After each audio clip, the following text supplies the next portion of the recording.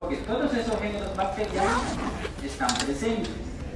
La cuestión es que, ¿por qué se están estudiando en un solo grupo bacteriano? Porque tienen características comunes. ¿Cuáles son ellas? La primera, que son todos bacilos gram negativos. Todos no son fermentadores. ¿A diferencia de quién? De las enterobacterias, que son bacterias fermentadoras. ¿Cuál otra? También que causan enfermedades del tipo oportunistas en los humanos. Es decir, que no son patógenos primarios, sino que estos microorganismos se comportan como saprófitos en el ambiente y que son microorganismos ubicuos. ¿Qué quiere decir ubicuo? Que se encuentran en cualquier parte. Eso quiere decir. Ahora después, a medida vayamos avanzando con cada uno de los géneros, veremos las diferencias puntuales entre cada uno de los diferentes géneros. Entonces vamos a comenzar con el género Pseudomonas, principalmente con su especie prototipo, Pseudomonas aeruginosa. Y ojo con la escritura, es Pseudomonas, con S al final. Vea que a veces para cuestiones de examen se la comen y entonces punto 10 menos. Ya ves. Ahora, como les decía, estos microorganismos que están clasificados todos, y no se diga Pseudomonas, que es un bacilo gram negativo no fermentador, y en este caso también es no fermentador de lactosa, es decir, que cuando él crece en el medio de agar maconque, él va a presentar colonias incoloras cuando se observe su crecimiento en ese medio selectivo y diferencial. La etimología de las palabras, como saben que es importante en microbiología saber el porqué de las palabras, procede del griego pseudes, que significa falso, y monas, o mono, unidad.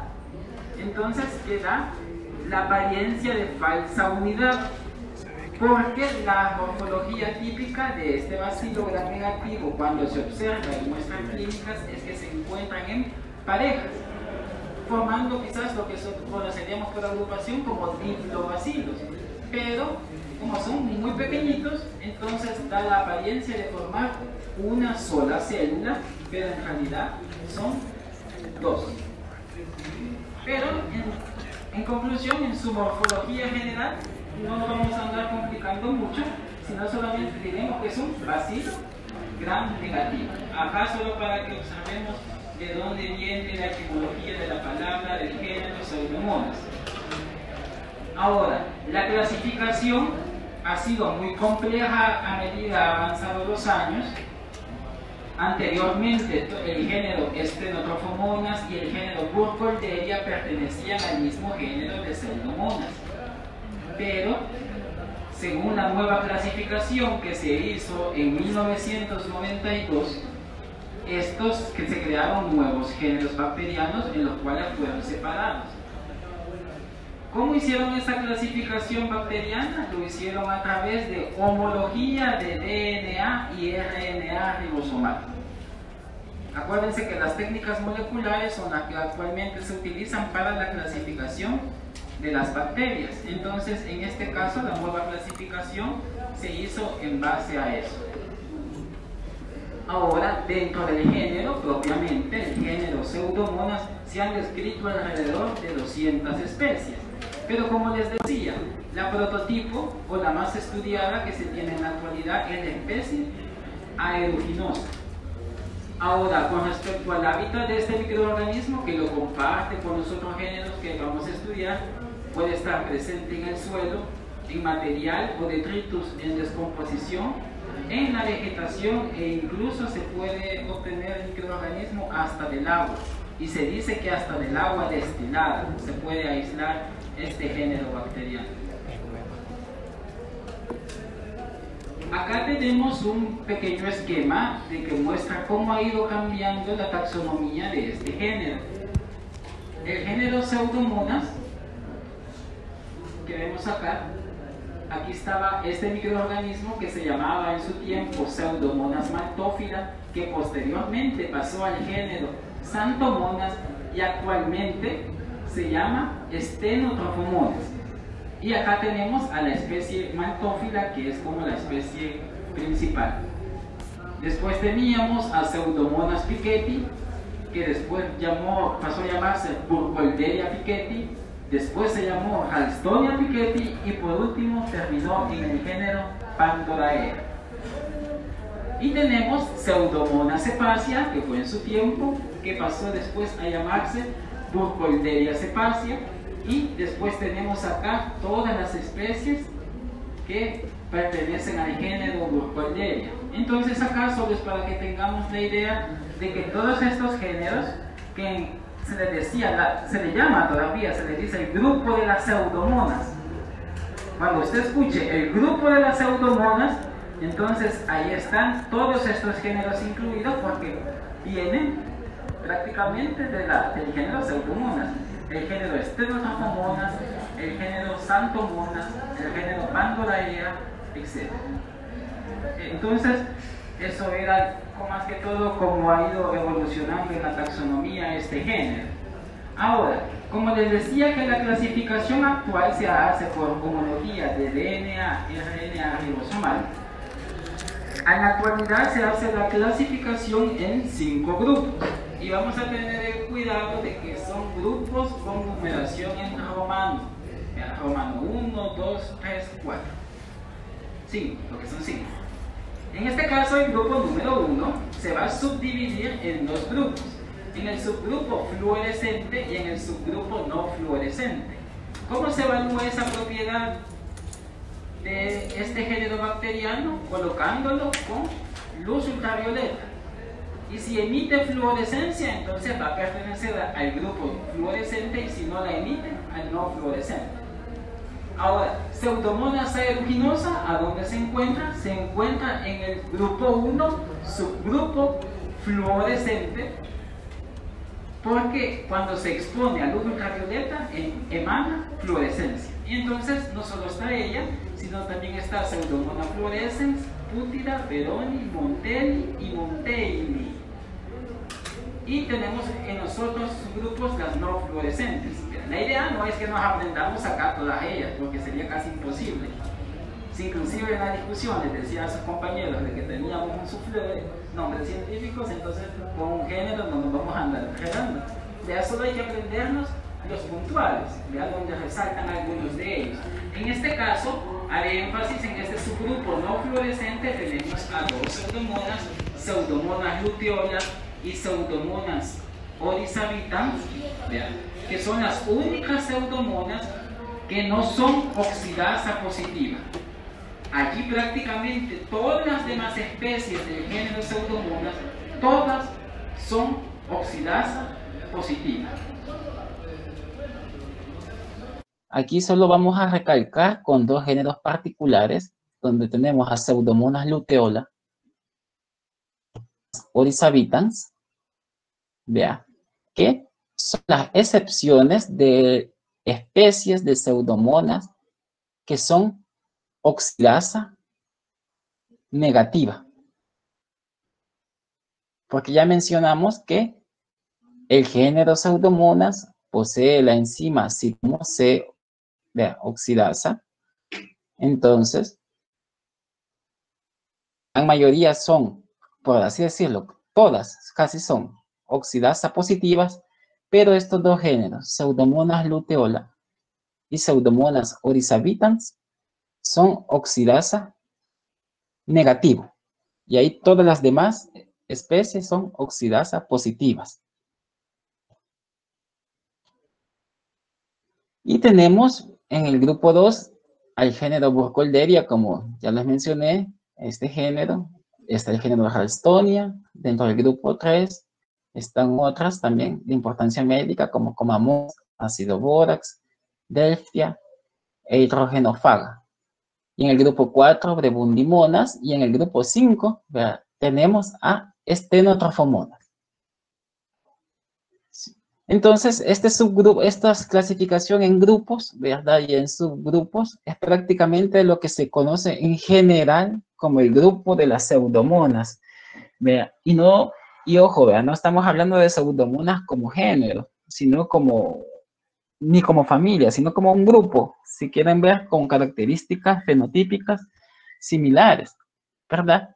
Pero que, si se fijan, en el grupo 1 prácticamente es donde está el género Pseudomonas.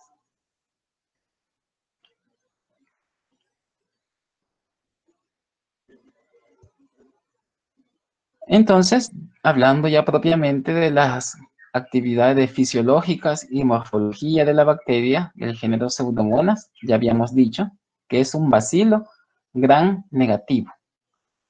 Ahora, este es un microorganismo móvil porque posee lo que es un flagelo monótrico.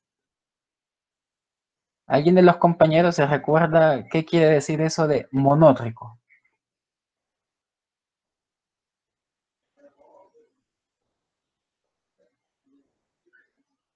Que tiene un solo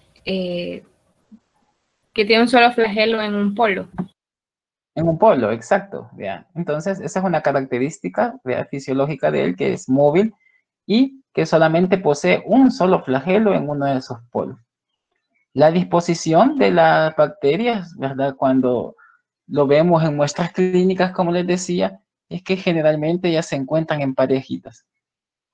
Lo vamos a ver en otra. Esta es una microfotografía de electrónica de barril, pero lo vamos a ver en una ya tinción de Gram, donde veamos que casi siempre los bacilos se encuentran en duplas, ¿verdad?, o dobles. Ahora, en base a los requerimientos de oxígeno, se dice que Pseudomonas aeruginosa está clasificada como una bacteria aerobia.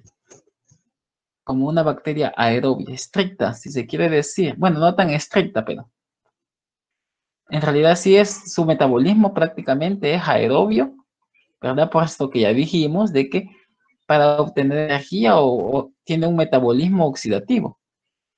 Pero si en condiciones, la queremos someter en condiciones de anaerobiosis, también ella puede sobrevivir, ¿verdad? Si dispone ella del entorno de nitrato y arginina. Entonces, si dispone de nitrato y de arginina, ella puede utilizar estos dos componentes como aceptores finales de la cadena transportadora de electrones, a diferencia del oxígeno. Pero, como les decía, por lo general vamos a mantener de que es una bacteria aerobia, ¿verdad? De que es una bacteria aerobia.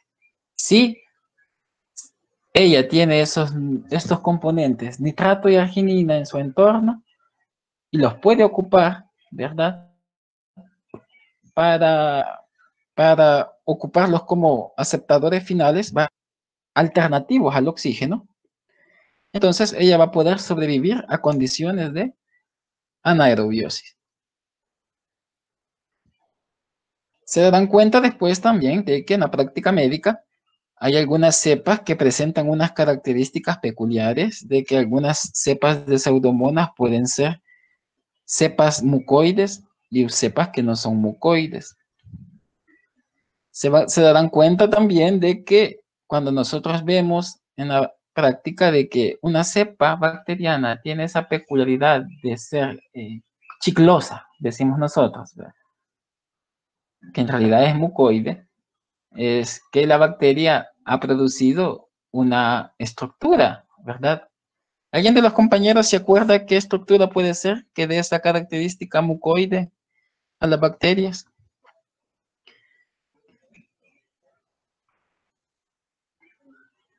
¿Qué es lo primero que se nos tiene que venir a la mente cuando tenemos una bacteria que tenga esta característica de ser mucoide? Capsular. Capsulada, ¿ya? Entonces, la bacteria tiene la habilidad de sintetizar cápsula. Entonces, pero no estamos diciendo que todas las cepas de Pseudomonas aeruginosas son capsuladas, ¿verdad? Algunas pueden serlo, otras no, ¿verdad? Y ya vamos a mencionar bajo qué condiciones es que ella puede sintetizar cápsula, ¿verdad?, y convertirse en una cepa mucoide. Tenemos también de que en base a las cuestiones fisiológicas de la bacteria, se dice que esta es una bacteria no fastidiosa. Cuando decimos en bacteriología de que una bacteria es no fastidiosa, es decir, de que es de fácil crecimiento. ¿Vea? O decimos, es una bacteria nutricionalmente exigente. ¿Vea? Se darán cuenta también de que hay bacterias que requieren que sean suplementadas con muchos aditivos para que puedan crecer.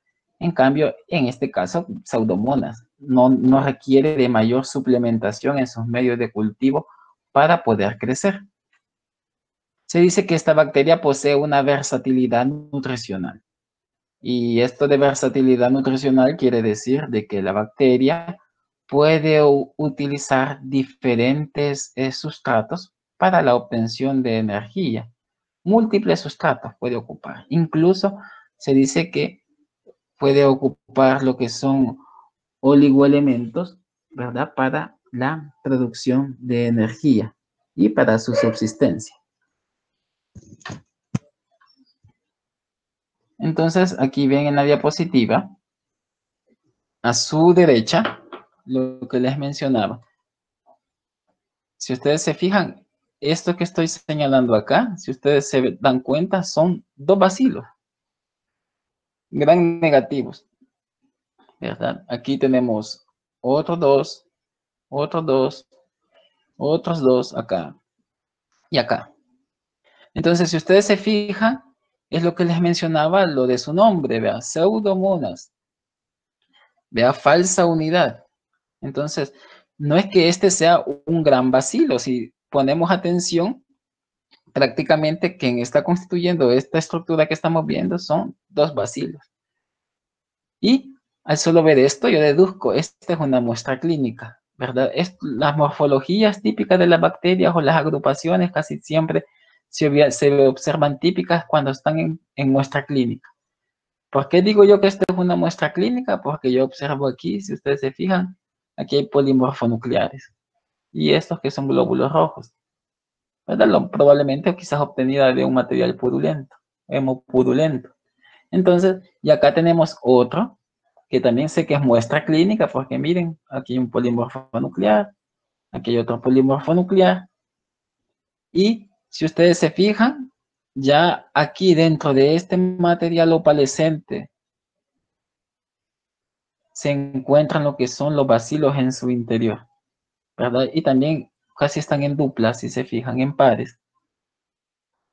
Y son bacilos gran negativos, aunque no se observa con mucha precisión. Pero lo que nos llama la atención, a diferencia de esta, es ese material opalescente que está alrededor de la bacteria. ¿Qué creen que sea esto? Ese material cafezoso, ¿verdad? Que se encuentra alrededor. La cápsula. Sí, es cápsula, ¿verdad? Entonces, esto es habitual que las cepas sean mucoides cuando son aisladas principalmente de pacientes con fibrosis quística. Creo yo que en química clínica les enseñan cómo se hace el diagnóstico bioquímico, ¿verdad? De la fibrosis quística. Entonces ahí es probablemente que las retomen y sepan ustedes qué es el defecto que hay en esos pacientes con fibrosis quística. Principalmente en los niños, ¿verdad? Entonces, en el Bloom, por ejemplo, entonces puede ser habitual de que podamos observar esto, por ejemplo, en un de un niño con fibrosis quística, con una neumonía, entonces podamos observar esto. Entonces, para que me la atención, ¿verdad? ¿Qué será esto? Entonces, cuando lo veamos, ya, sepamos de que lo más probable es que vamos a aislar una cepa mucoide, ¿verdad? De Pseudomonas aeruginosa.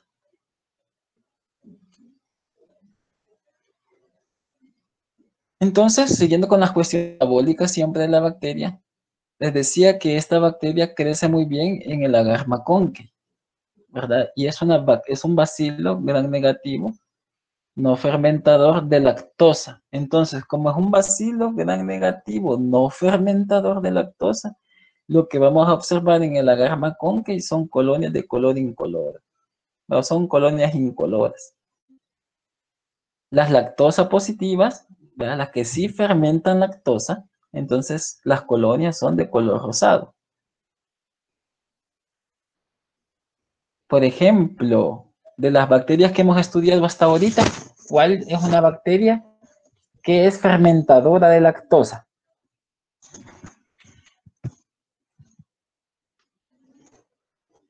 De las que hemos visto hasta ahorita.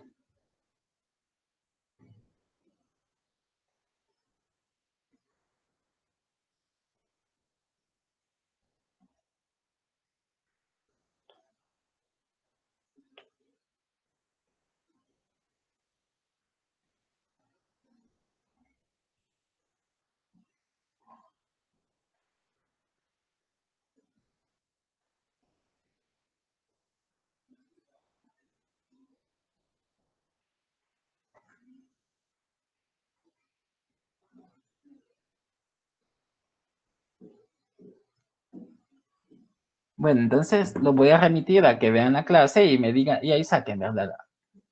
¿Hasta cuál de las que hemos visto hasta ahora es una bacteria fermentada de lactosa? O sea, bacterias que en el agar Macaulay van a presentar colonias de color rosado. Entonces, como decimos que es un bacilo no fermentador, entonces esta bacteria no fermenta la glucosa. Y habíamos mencionado, ¿verdad? La presencia y la utilidad que tiene la enzima citocromo C oxidasa en el metabolismo de la bacteria y que la clasificamos como tal, como una bacteria o un género, ¿verdad? Que es oxidasa positivo. Eso es una bacteria oxidasa positiva. Cuando la bacteria crece en agar sangre, o agar 5% sangre de carnero, entonces vamos a ver que esta bacteria es beta hemolítica.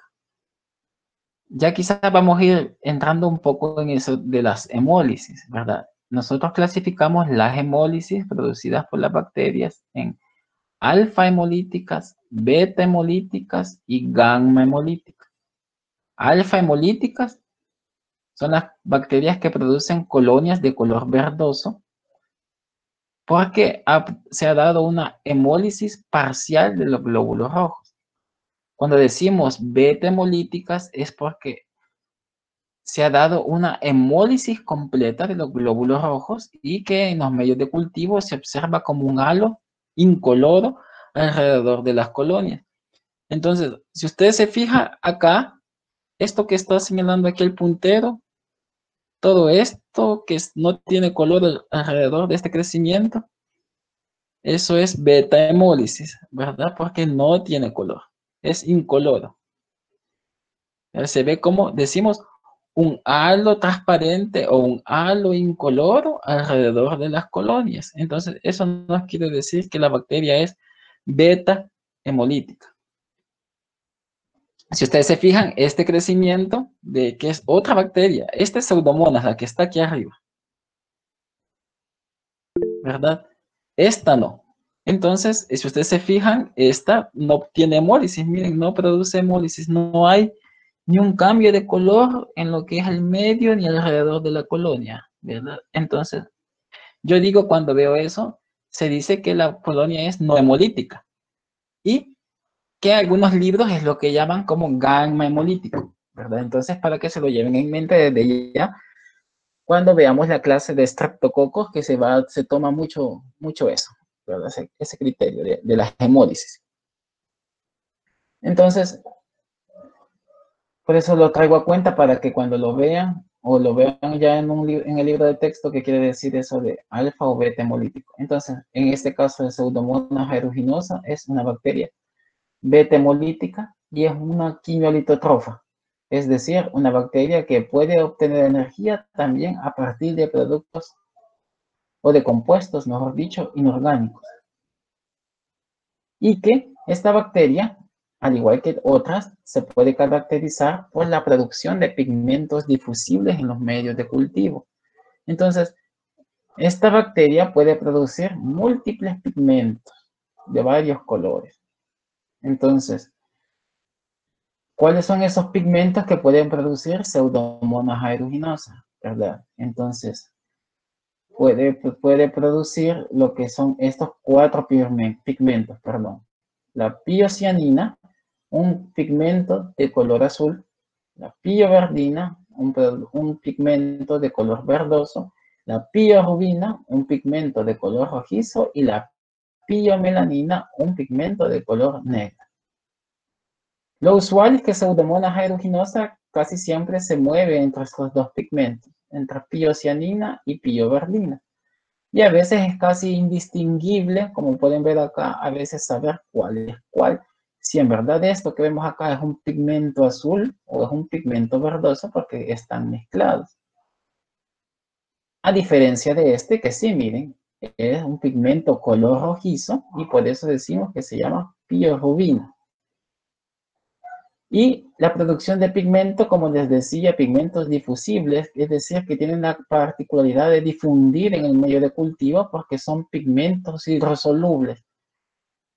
Y puede ser observado tanto en medios sólidos como en medios líquidos. En este caso, si ustedes se fijan en un caldo, que este es un caldo de tripticasa soya, que en la superficie del caldo se ve esto que llamamos un velo. Ha formado un velo y inmediatamente abajo de ese velo se encuentra el pigmento también. Y aquí yo veo dos cosas, ¿verdad? Uno, que la bacteria ha producido pigmento, en este caso puede ser pigmento verdoso, pioverdino, y constato su metabolismo también, que es aerobio. Entonces, si se ven, el crecimiento bacteriano, la mayor parte del crecimiento bacteriano se encuentra en la superficie del medio de cultivo porque le gusta mucho el oxígeno. Entonces, lo necesita realmente para su metabolismo. Ahora, tenemos de que lo de estos pigmentos, ¿verdad? Pigmentos difusibles, tenemos algunos como la piocianina que tienen alguna actividad en el organismo. Entonces, una de las principales es que produce o estimula, mejor dicho, la producción de interleuquina 8, ¿verdad? Por parte de algunas células del organismo, y que esta interleuquina es un alto quimioatrayente de neutrófilos, ¿verdad? O también de que puede lo que es escindir del peróxido de hidrógeno, ¿verdad? Producido por algunas células fagocíticas, o de este caso también de este radical libre de oxígeno. Entonces prácticamente le sirve a esta piocianina a la bacteria para catalizar lo que es eso en células fagocíticas. Estos radicales, estos radicales del metabolismo del oxígeno, el peróxido de hidrógeno y el ion superóxido, se me había escapado el nombre de el ion superóxido, ¿verdad? Ion superóxido y peróxido de hidrógeno. Entonces, por acción de la piocianina se puede librar de estos radicales tóxicos del oxígeno.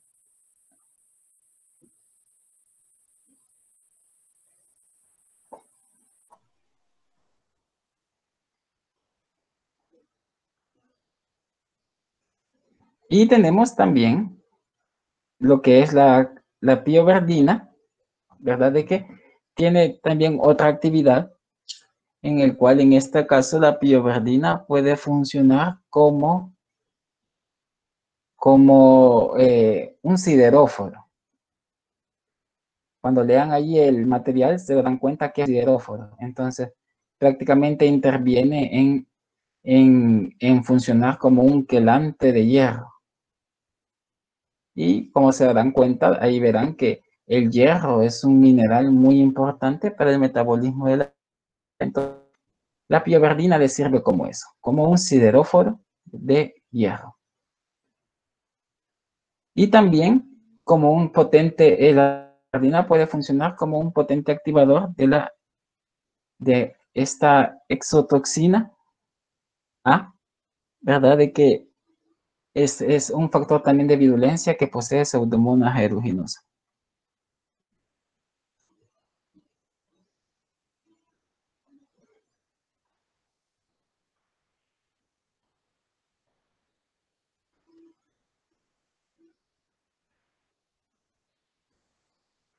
Entonces la pioverdina prácticamente eso es lo que hace. Función oxidóforo de hierro, ¿verdad? O quelante de hierro. Y media la secreción de la exotoxina A. Y las otras, por lo menos estos dos pigmentos difusibles, no se les ha descubierto alguna función como factor de virulencia. Entonces, en la patogenia de esta bacteria tenemos de que la podemos clasificar en varias categorías según su función, ¿verdad? Entonces, pueden ser los factores de virulencia, pueden tener la función de ser adhesinas, de enzimas o de toxinas. Y vamos a ver de que algunas de estos, por ejemplo, más que todas las toxinas, pueden depender también de un sistema de secreción bacteriano, en este que es el secreción tipo 3, ¿verdad? Que es el que se le conoce como la famosa jeringa molecular, que sirve para la inyección prácticamente de alguna proteína en el interior de una célula hospedera.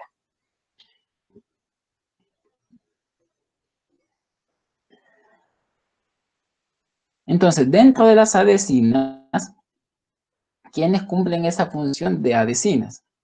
Y si van a ver su material, bueno, el mismo nombre lo dice, ¿verdad? ¿Cuál es la función de una adhesina? Prácticamente es que una bacteria se pueda adherir sobre las células epiteliales, ¿verdad? Para después ellas reproducirse y a formar una población fija en la superficie de ese epitelio. Entonces, las que vemos acá, los flagelos, los pilis, el lipopolisacárido y el alginato, son prácticamente los que tienen actividad de ser adhesinas. Llama la atención en el caso de los flagelos, porque cualquiera pensaría que los en las bacterias únicamente sirven para moverse. Pero en el caso de Pseudomonas, el flagelo también le sirve como adhesina. Los pilis, sí, la función principal de los pilis, si se recuerdan, hay un pilis sexuales, pero la función es totalmente diferente a esta función que tiene la de ser adhesiva. Y también la del lipopolisacárido también. Porque aparte de tener actividad de endotoxina, como potente estimulador de la respuesta inmune en los humanos, entonces en el caso también le confiere función de adherencia. Y el caso del alginato, que no es más que un exopolisacárido, el alginato es el polisacárido que constituye a las cápsulas de las cepas capsuladas de Pseudomonas aeruginosa. Entonces, este exopolisacárido es el principal constituyente de la cápsula, si la tienen, de las cepas de Pseudomonas. Y como ya mencionamos, lo usual es que las cepas sean capsuladas cuando la bacteria se aísla a partir de pacientes que tienen fibrosis quística. Y acá, la principal función que tiene la cápsula, ¿verdad? Que es la de ser antifagocítica, o también se dice que también puede intervenir en que no pasen los antibióticos que pueden estar en el exterior de la bacteria para que no pasen al interior. Pero la principal, como ya se había mencionado en varias ocasiones, la función principal de la cápsula es la de ser antifagocítica. Aquí solo un esquemita para que veamos los tipos de sistemas de secreción, ¿verdad? Que creo que actualmente van del 1 al 8. Antes creo que iban del 1 al 7. Ahí lo van a ver en el material del control de lectura y hace alusión sobre los sistemas de... Pero el que estamos hablando y que nos interesa ahorita es el sistema de secreción tipo 3, ¿verdad? Porque es el que posee, ¿quién? Es el que posee Pseudomonas aeruginosa, el que estamos estudiando, ¿verdad? Un sistema de secreción independiente de SEC, pero que necesita ATP, ¿verdad? Para que realice su función de poder excretar una proteína hacia el exterior de la bacteria.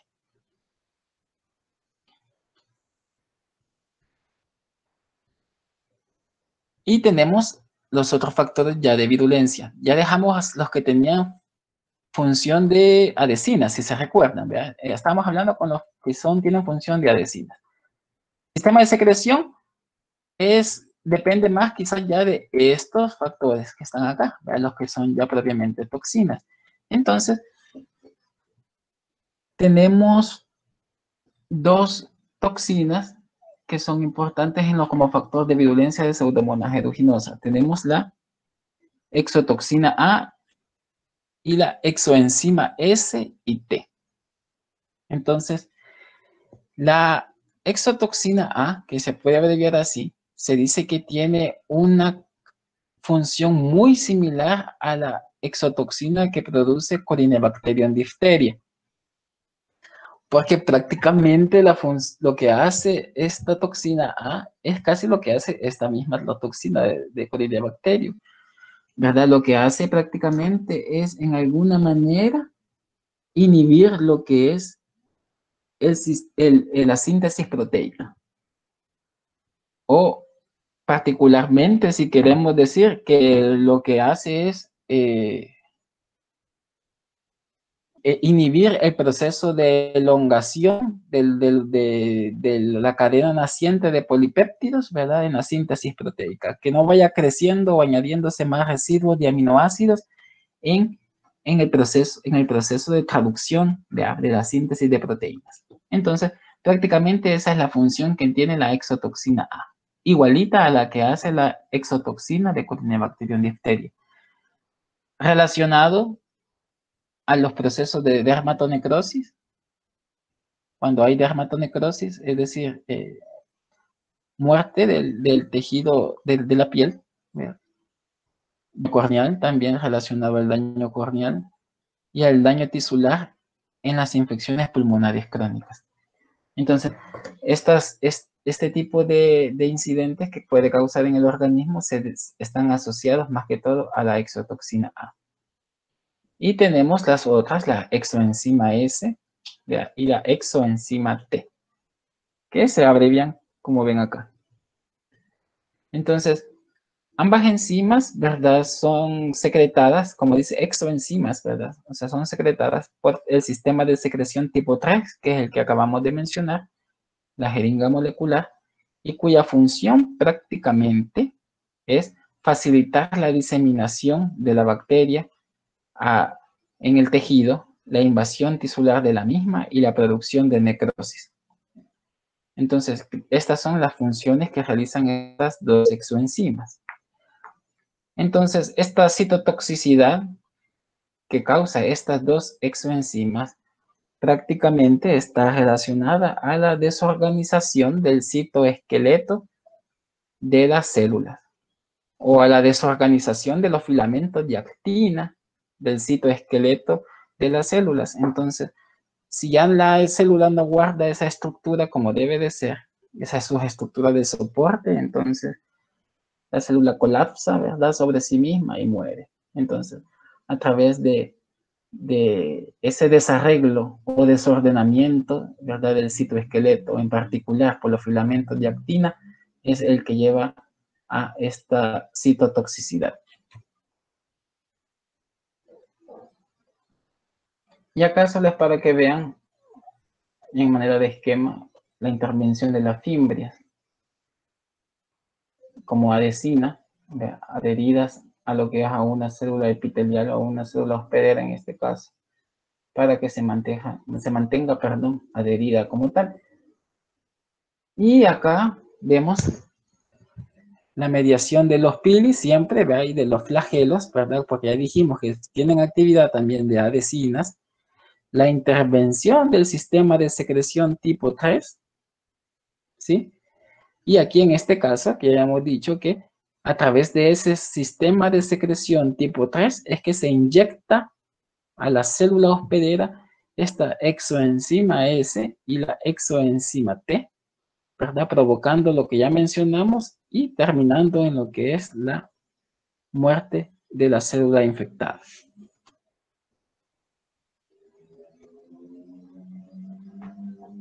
Ahora tenemos también otras que tienen actividad de enzimas.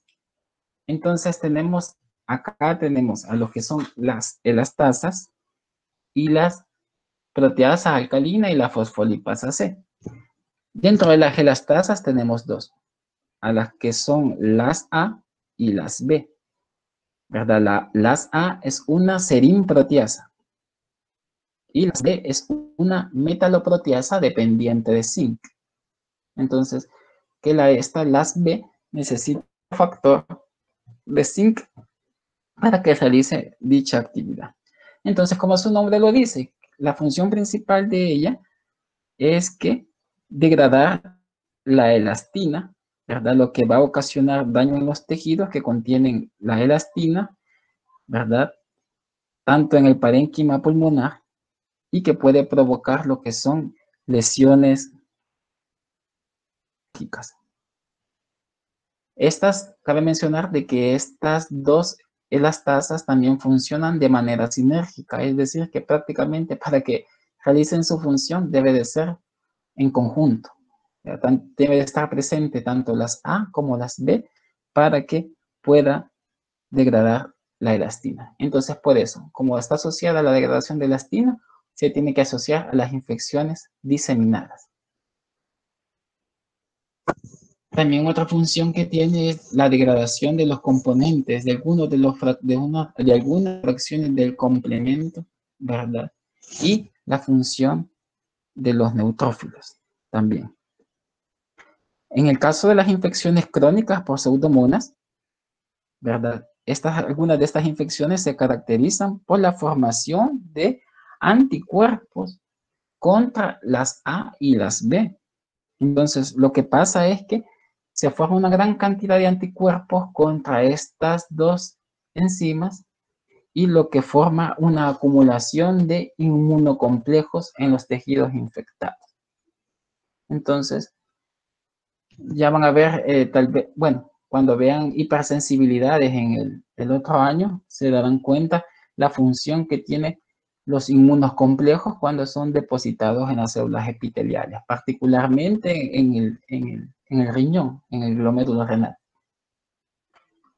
Otra enzima, la proteasa alcalina, ¿verdad? Que su función es la destrucción tisular y la diseminación también de la bacteria, y de la fosfolipasa C, que como su nombre lo dice, es la degradación de lípidos, ¿verdad? Y de lecitina. Entonces, prácticamente, ¿a qué nivel creen ustedes que va a actuar la fosfolipasa C? ¿A dónde creen que hay lípidos en una célula eucariota? Así como más accesibles. En la membrana. Sí, cabal, en la membrana celular. Entonces, si produce degradación de los lípidos, ¿verdad? Y si tienen lecitina, creo que son esfingolípidos, si no me equivoco. Entonces, pero al final lo que va a provocar es una desorganización de la membrana celular, la fosfolipasa C, ¿verdad? Por la degradación de estos lípidos y de la lecitina, ¿verdad? Llegando hasta la destrucción de la célula infectada. Otro factor de virulencia que les mencioné al inicio de la clase es la resistencia a los antibióticos que posee esta bacteria. Como les digo, esta bacteria ha sido enemiga por años y sigue siendo todavía para los médicos infectólogos, ¿verdad? Porque siempre es una bacteria que presenta por su naturaleza tiene múltiples mecanismos para resistir a los antibióticos. Unos son extrínsecos, ¿verdad? Y otros no. Pero la mayoría sí, ¿verdad? Son de naturaleza intrínseca. Entonces, aquí pueden ver que el principal, menciona la literatura, el principal mecanismo por el cual hay una resistencia a los antibióticos, en el caso por Pseudomonas aeruginosa, es por la mutación de las porinas. Y si se recuerda, vimos las porinas son una serie de proteínas transmembranales, ¿verdad? Que facilitan el paso de moléculas del exterior hacia el interior de la célula bacteriana. En este caso, si un antibiótico está en el exterior, facilita su paso al interior. Pero, si esta porina muta, hará de que el antibiótico que está presente en el exterior de la bacteria no pueda penetrar al interior.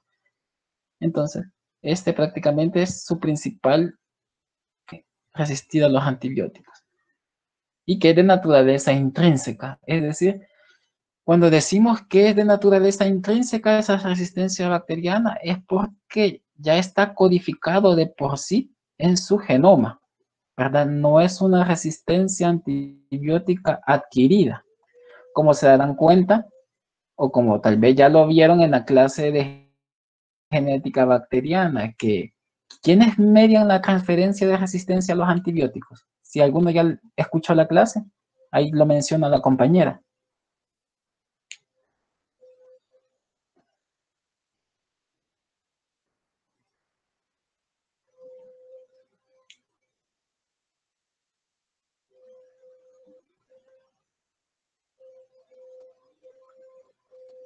Entonces ahí la van a escuchar. Cuando la escuchen, ahí ponen atención y se fija quién es el que media la transferencia de resistencia a los antibióticos, generalmente, ¿verdad? Es una estructura ahí que la van a escuchar. Entonces, otra situación también, la producción de beta-lactamasas, ¿verdad? Que se encuentran prácticamente las beta-masas en el espacio periplásmico de las bacterias y que tienen la habilidad de escindir el anillo beta-lactámico de algunos antibióticos, como en el caso de las penicilinas, ¿verdad? Entonces, también tenemos otro mecanismo, las bombas de flujo, ¿verdad? Que lo que hace es nomás que si por alguna razón entra un antibiótico al interior de la bacteria, lo que hace es contragradiente, expulsa el antibiótico que está en el interior de la bacteria hacia el exterior. Entonces, la función de estas bombas de flujo es lo que hace, también favorece a la resistencia a los antibióticos, porque cuando ya se expulsa el antibiótico del interior hacia el exterior, entonces ya no cumple su función el antibiótico en el interior, ya sea lo que sea. Si quiere afectar el antibiótico, la transcripción de los ribosomas, si quiere activar o modificar algunas enzimas, ¿verdad? Etcétera. Eso lo van a ver el otro año. Cómo actúan los antibióticos en las diferentes dianas presentes de las bacterias. Entonces, prácticamente esas serían como las principales formas de resistencia a los antibióticos, ¿verdad? Que posee Pseudomonas aeruginosa. Mutación de las porinas, producción de beta-lactamasa, ¿verdad? Y la sobreexpresión, ¿verdad? De las bombas de flujo en la membrana de las bacterias.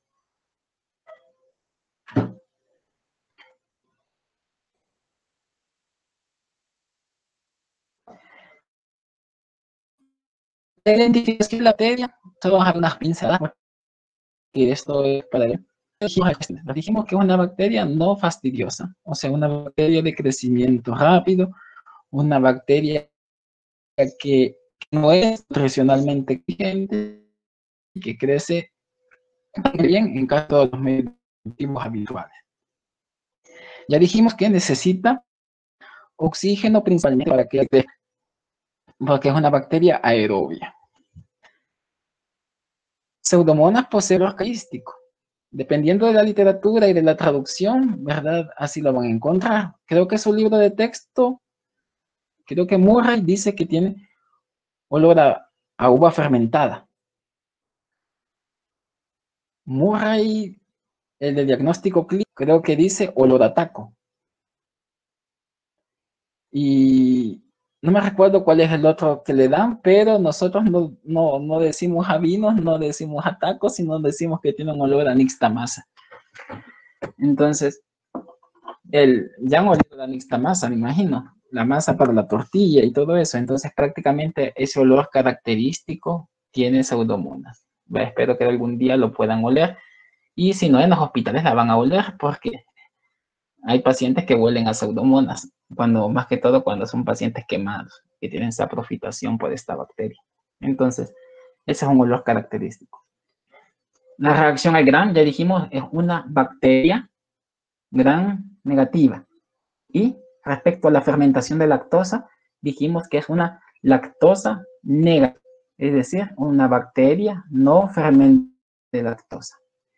Y la producción de los pigmentos, que ya mencionamos, que también nos ayuda a la identificación del organismo, y la producción de la enzima citocromo C oxidasa, que en la prueba de la oxidasa decimos que es una bacteria oxidasa positiva, ¿verdad? Y que se ve con este cambio de color morado cuando se realiza la prueba. Y esto que es muy importante, que nos sirve como prueba fenotípica de identificación dentro de las pruebas que clasificamos como de tolerancia.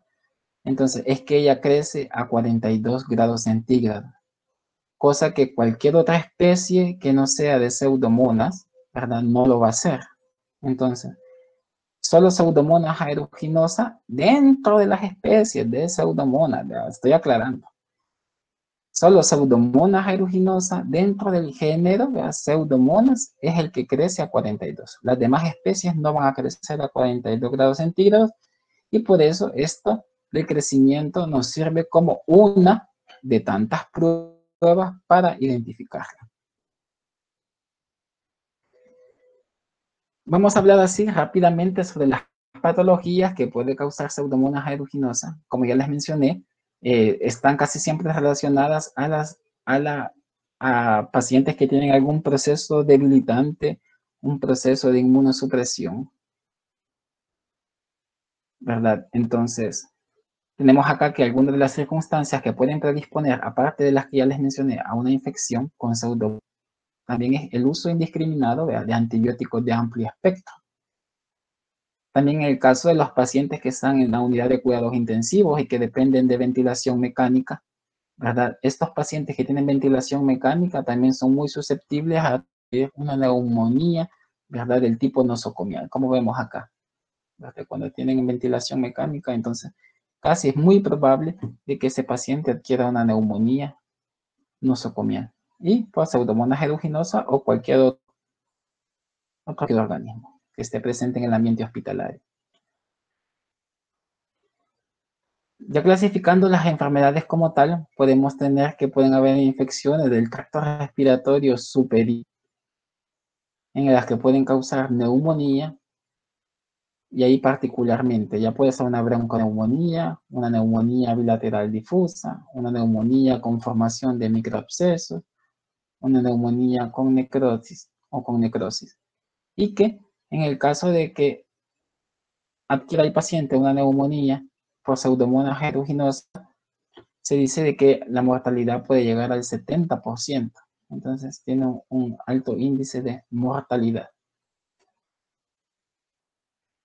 Por el difícil tratamiento, ¿verdad?, por la resistencia a los antibióticos que presenta. También puede haber infecciones de la piel y de tejidos blandos. Puede haber infección de pacientes quemados. Entonces, esto es muy habitual, ¿verdad? Los pacientes quemados que pierden ya la continuidad de la piel, entonces la piel queda ya expuesta a cualquier microorganismo del ambiente, como es Pseudomonas aeruginosa. Entonces, y hay mayor producción de líquidos del intersticio, ¿verdad?, en la superficie del área quemada. Entonces se vuelve una lesión muy húmeda. Y como mencionamos, ¿verdad?, que es una bacteria que le gusta la humedad. Entonces lo que va a pasar es que las Pseudomonas del ambiente se van a alojar a la superficie húmeda de esa quemadura y la va a saprofitar, ¿verdad? Se va a aprovechar y ahí va a proliferar. Y como ustedes se fijan acá en la fotografía, si ven, se ve ese crecimiento característico por el color verdoso, ¿verdad?, de la pioverdina y la producción de pus. Entonces, esto a consecuencia, ¿verdad?, del daño vascular que hay a consecuencia de la quemadura y por ende después la necrosis tisular favorecida por la bacteria también puede llevar a pacientes con quemaduras extensas y que estén saprofitadas por unas pseudomonas, entonces pueden pasar al torrente sanguíneo y dar una bacteriemia o septicemia, ¿verdad? Y ya cuando la bacteria llega ya al torrente sanguíneo, entonces prácticamente se vuelve un poco más difícil o bien difícil, ¿verdad?, el tratamiento a esto. Si ya de por sí es complicado el tratamiento, ¿verdad? En cualquier tipo de infección, en una bacteriemia, en una septicemia, entonces es mucho peor. Entonces, ¿por qué hay predisposición de los pacientes quemados, verdad? Ante las infecciones por Pseudomonas aeruginosa, como mencionamos, porque la superficie de las quemaduras son húmedas, ¿verdad? Y porque también existe una falta de respuesta de los neutrófilos, ¿verdad? En los pacientes quemados. Entonces, por estas dos situaciones, es que hay una predisposición a la infección por Pseudomonas en pacientes quemados.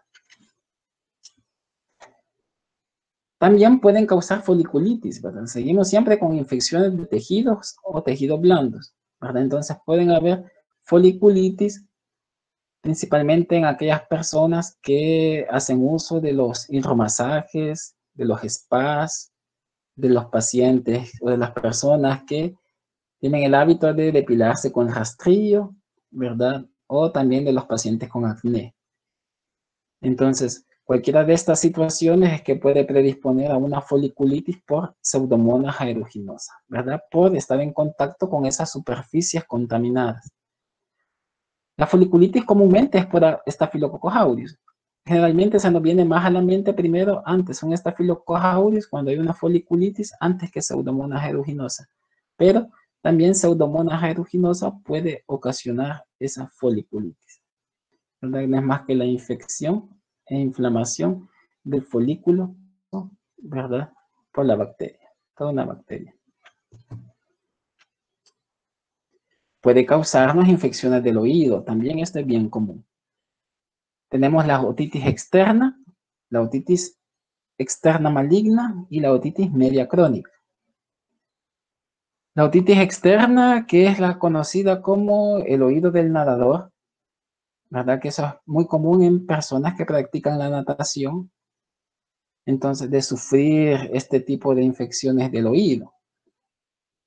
El año antepasado creo que tuvimos una compañera en una de las prácticas de laboratorio del conducto auditivo, le aislamos unas pseudomonas, nosotros esperando aislar un estafilococo, ¿verdad? Y cuando vamos viendo en el medio de cultivo el montón de bacilos gram negativos y el olor a nixtamasa que tenía. Y me dice ella, pero mire, es que siempre he padecido de esto y nunca se me quita, le dice. Ah, pues bueno, asociándolo a todo eso, pues sí, todavía hasta con más razón podríamos decir que tal vez era realmente una Pseudomonas aeruginosa la que tenía. Al final creo que le hicieron el cultivo del de oído y le aislaron lo mismo, ¿verdad? Una Pseudomonas aeruginosa. Entonces, esto es casi siempre suele ser común, ¿verdad? En este tipo de pacientes, del tipo de personas que practican la natación, la otitis externa. Y la otitis externa maligna, ¿verdad? Que puede haber ya destrucción de lo que es de algunos nervios craneales, ¿verdad? O destrucción ya también del hueso. Entonces, esto es más complicado, más que todo en pacientes, si más no me equivoco, diabéticos y en pacientes adultos mayores. Entonces, una complicación más grave.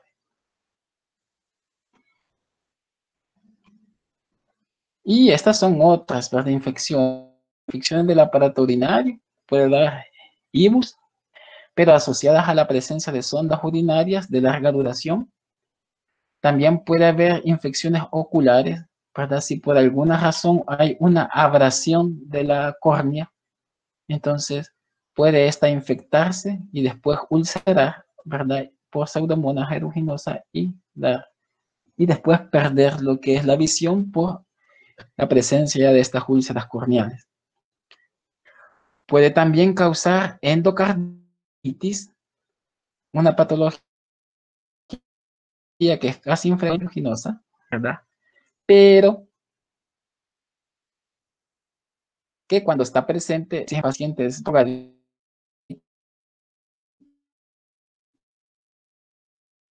¿verdad? Porque comparte y ¿qué pasa después? Que va a la válvula, principalmente la válvula cúspide, ¿verdad? Del corazón, y después provocar la vegetación que es característica de las endocarditis y da después los problemas que conlleva a ello. Septicemia, ya mencionamos que puede haber una septicemia, o sea, el paso bueno, el paso de las bacterias a sangre le llamamos bacteriemia, pero cuando ya hay manifestaciones clínicas y sistémicas a partir de ese paso de las bacterias, ya le llamamos septicemia. Clínicamente indistinguible a cualquier otra septicemia causada por cualquier otra bacteria, ¿verdad? La tasa de mortalidad es mayor siempre, ¿verdad? Por la predilección por pacientes inmunodeprimidos, por la misma resistencia intrínseca que tiene la bacteria a los antibióticos, y también depende a veces de la virulencia de la cepa que está presente. Ahora, los pacientes que son mayormente afectados y que pueden obtener septicemia por Pseudomonas aeruginosa en pacientes neutróficos, es decir, con un conteo bajo de neutrófilos, en pacientes con diabetes mellitus, o también, como ya habíamos mencionado, ¿verdad? En pacientes con quemaduras extensas puede desencadenar una septicemia, o pacientes con alteraciones hematológicas, como una neoplasia hematológica, un linfoma o cualquier otro tipo de... En la epidemiología y control, vamos a mencionar brevemente de que es un patógeno, habíamos dicho, intrahospitalario, frecuente aislarlo en los oportunista. El patógeno primario. Tiene que haber precisión o que el paciente pueda presentar algún tipo de infección. Le gustan los ambientes húmedos, ya lo habíamos mencionado, tales como lavabos, tinas, duchas, incluso calentadores de agua caliente.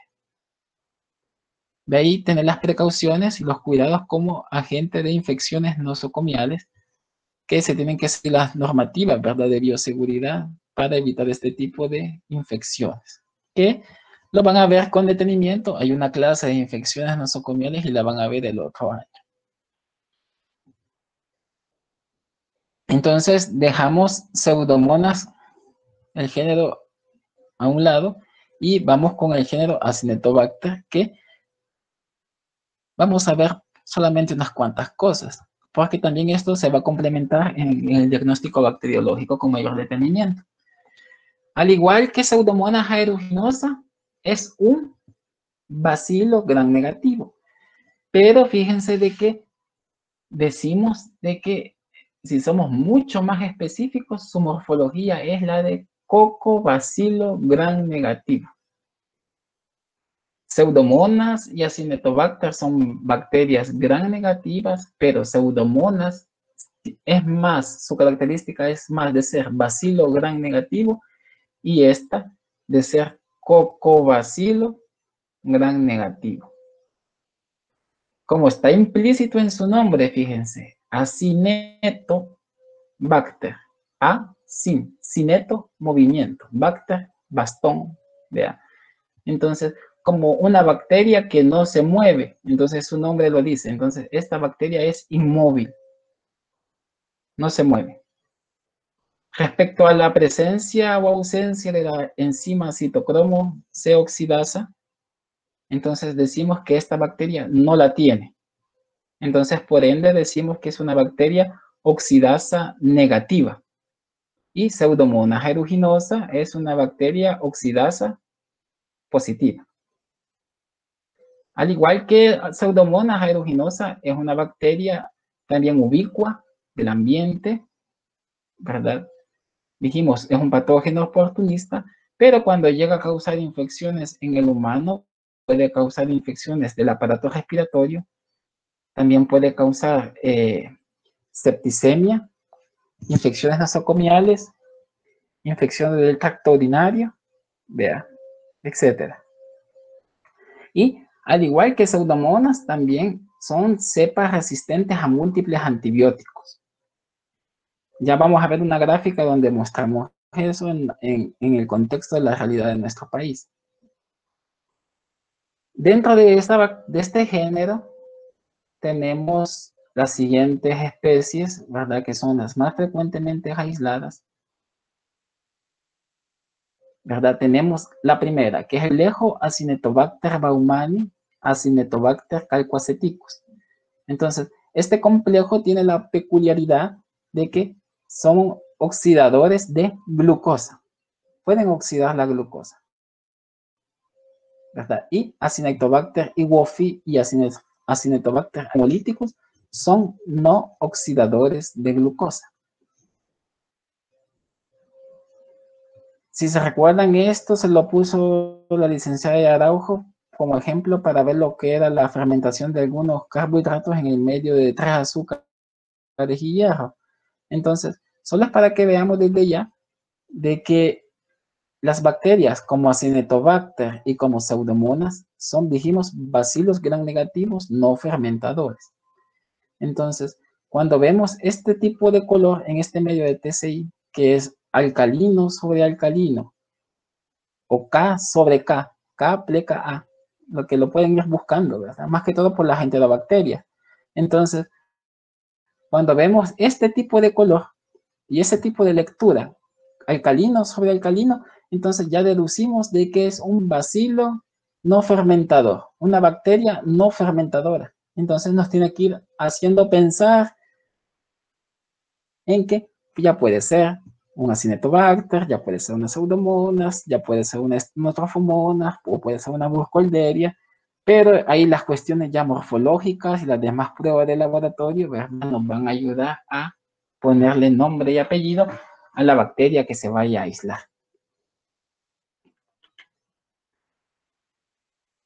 Entonces, lo que les mencionaba respecto a la microscopía, cuando lo vemos en el microscopio, si ustedes fijan, este bacilo se ve bien redondito. Se ve bien redondito, entonces hay que hacer diagnóstico diferencial con otras bacterias que puedan tener morfología similar. Entonces, que es un cobacilo gram negativo. Hay que poner mucho ojo, lo vemos en el microscopio. El día conimos negativo fermentador, ¿verdad? Y a la vez es no fermentador.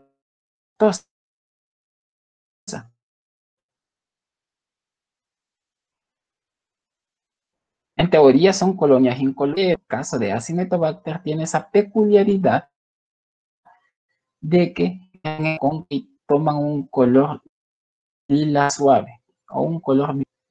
Entonces, eso es como todavía nos orienta un poco más a que lo que tenemos es un Acinetobacter.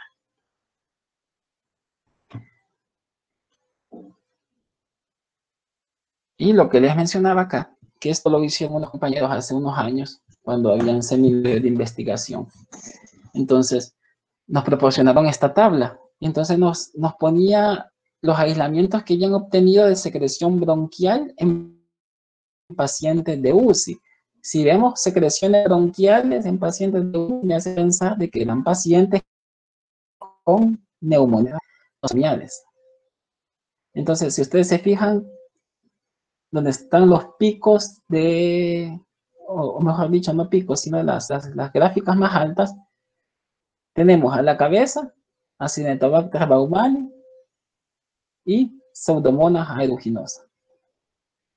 Entonces, para que vean que es como dice la literatura, ¿verdad? Entonces, asociadas a las neumonías de origen hospitalario, y siempre van a estar a la vez estos dos agentes, Acinetobacter baumannii y Pseudomonas aeruginosa. Y pues es verdad el diagnóstico que debe de ser oportuno para que el médico sepa indicar el tratamiento adecuado.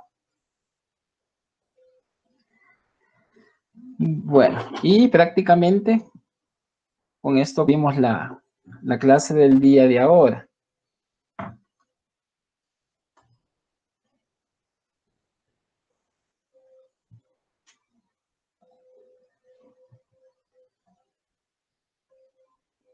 Vamos a ver.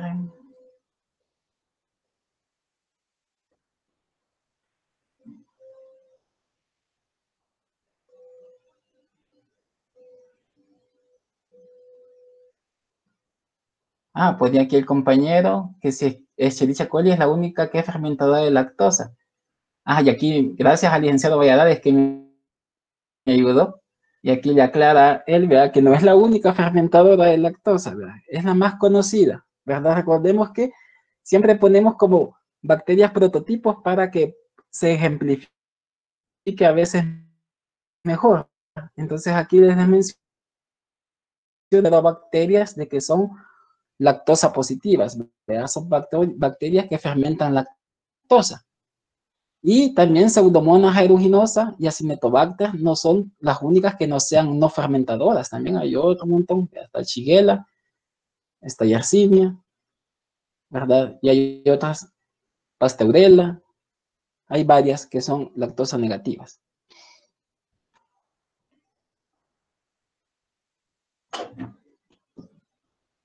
No sé si tienen otra pregunta, aparte de la que hizo David. Yo, licenciado, tengo una pregunta. Dígame, Gabriela. Entonces, cuando una bacteria es oxidasa negativa, decimos que es fermentadora.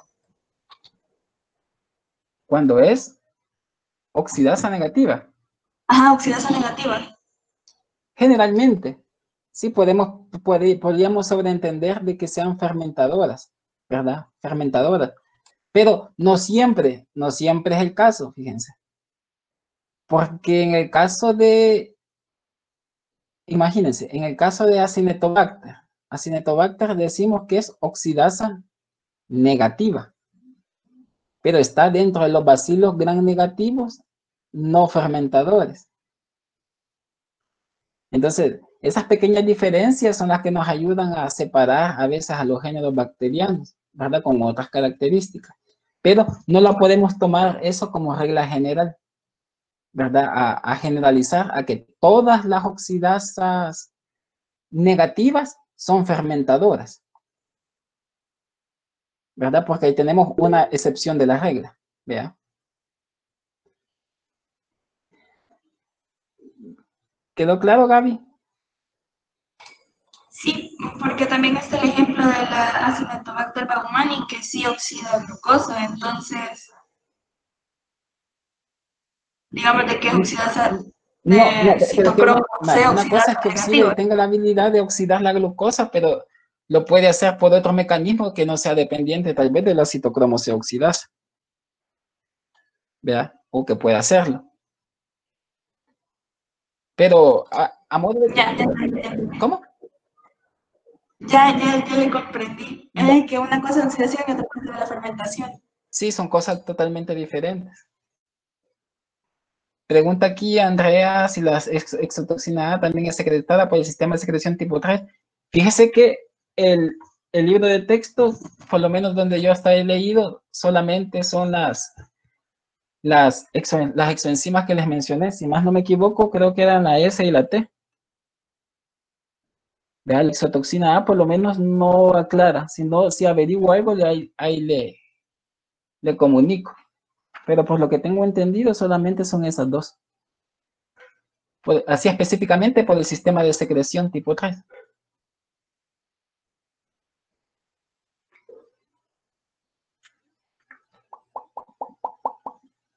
Bueno, gracias. No sé, ¿hay alguien más aparte de Andrea?